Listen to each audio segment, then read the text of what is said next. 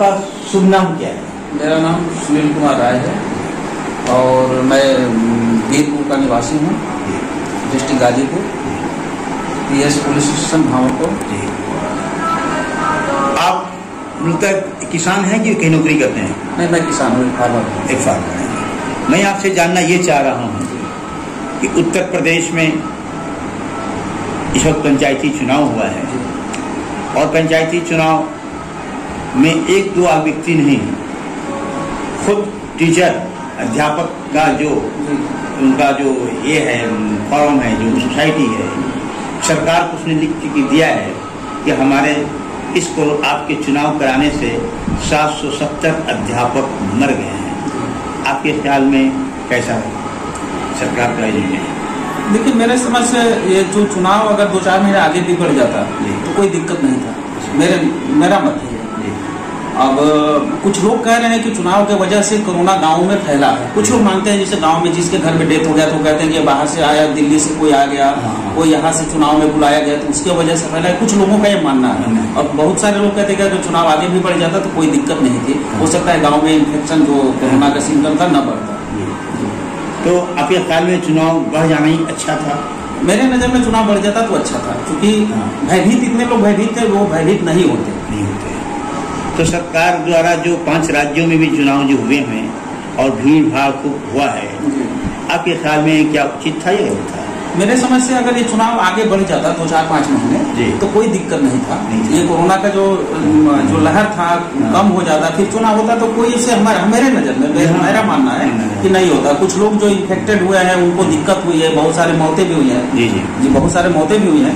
अब कुछ तो कुछ लोग अपने लापरवाही से भी, मेरा भी मानना है जैसे मुझे मास्क लगाने की जरूरत है, मैं खुद नहीं लगाता, दूसरे को भी नहीं कह पाता, क्योंकि मार्केट में गया, भीड़ भाड़ का इलाका है, कहीं भी गया तो कुछ तो मुझे बचना चाहिए। लेकिन लोग ये कहते हैं मुझे कुछ नहीं होगा, तो कुछ तो ये कारण है कोरोना फैलने का।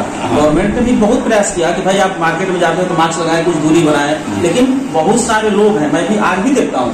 नहीं, गवर्नमेंट ने तो सही कहा जी, लेकिन गवर्नमेंट के लोग जो है वो चुनाव में घूम के खुद मास्क नहीं लगा के बाहर देंगे तो जनता में उनकी बात है। लेकिन मैं अपनी बात कर रहा हूँ ना, जो मेरा मत है, मेरा मानना है कि मुझे सुरक्षा जो है, मेरी सुरक्षा खुद की है, मुझे खुद भी करना चाहिए और दूसरों को भी बताना चाहिए नहीं करना चाहिए। अब कोई गवर्नमेंट के लोग हैं, करते हैं नहीं करते हैं, जो देखने वाले खुद उनकी तो उनकी जिम्मेवारी है। तो समाज एक देखता है, होता है कि देखते हैं कि वो जो हमारे पुलिस वाले विभाग हो या वो सरकारी कर्मचारी नहीं कर रहे हैं तो मैं क्या करूँ? सरकारी कर्मचारी छोड़ दीजिए, जब हमारे नेतागण खूब भीड़ लगा करके बिना मास्क से भाषण दे रहे हैं और खूब निकाल रहे हैं, रैली निकाल रहे हैं, उनके जब वो सोचते हैं कि हमारे ये लीडर हैं, जब ये नहीं कर रहे तो मैं क्या करूँ? ये समाज में ये होता है, इस समाज में चूंकि लीडरों के बाद में हमारे देश के नेता हैं, मैं जिनको भी मानता हूँ तो उनको मैं फॉलो करता हूँ। तो मैं सोचता हूँ कि ये अच्छे हैं, अच्छे कपड़े, तो मैं भी सोचता हूँ कुर्ता पहन लो तो नेता बन जाऊँ। अगर ये मास्क लगाएंगे तो वो भी सोचेंगे कि अच्छा काम, वो सोचेंगे उनके मुंह में मास्क नहीं, तो वो भी सोचेंगे मेरे मुंह में कोई होगा नहीं, इनको कुछ नहीं होगा तो मुझे भी नहीं होगा, तो कुछ तो दिक्कत है। ये बात है, इसका भी असर पड़ा है ना?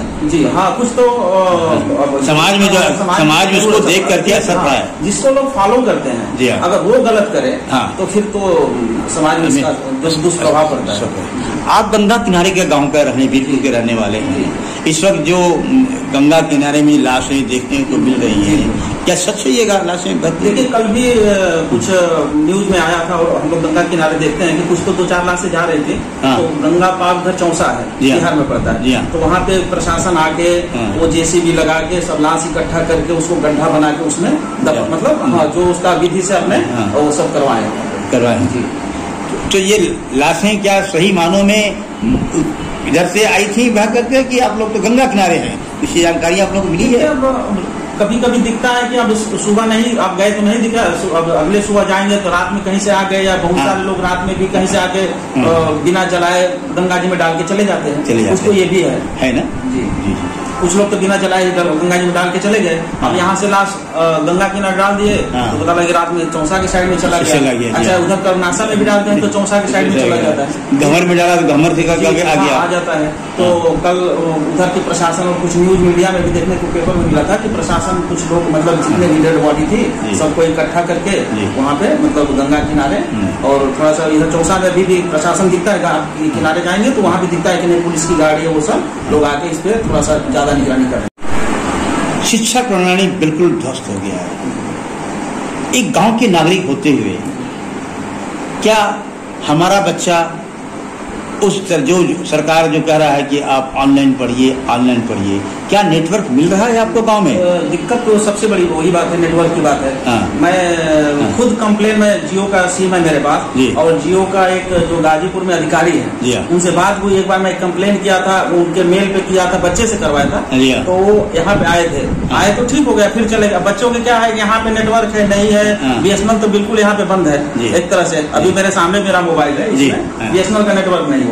एक ये जियो का है, अब जियो का है, देखिए इसमें नेट नहीं दिखा रहा है, नेट नहीं शो कर रहा है। अब बच्चे क्या पढ़ेंगे? स्कूल का फीस देना है, इसमें मैं 300-400 रुपए महीने का भराता हूँ, वो भी भराता हूँ, वो भी चलता है। बच्चों के सामने मजबूर है, बैठा बच्चा की नेटवर्क है, तो बच्चा बोला कि ऑनलाइन क्लास चल रहा है, जीरो, वो भी शायद चल नहीं रहा है, परेशान। इससे तो गार्जियन और बच्चे दोनों परेशान है कि नहीं बेचारे? मतलब सबसे ज्यादा गार्जियन, बच्चे तो है ही नहीं, लेकिन बच्चे को पढ़ाना वाला मैं हूँ, तो मेरा तो पैसा भी लॉस जा रहा है भाई। 3000-2500 रुपए महीने का फीस है, और फिर मोबाइल में खर्च है, और एक किसान होने के नाते सबसे दिक्कत अगर किसी को है तो बच्चे के गार्जियन को है। बच्चे तो परेशान हो रहे हैं, तो बच्चे जब परेशान होंगे तो सबसे पहले गार्जियन परेशान होगा। वो आगे बोलेगा कि पापा चाहे पिताजी मोबाइल नहीं कैसे पढ़ूं, ये करूं वो करूं, तो सबसे ज्यादा गार्जियन परेशान।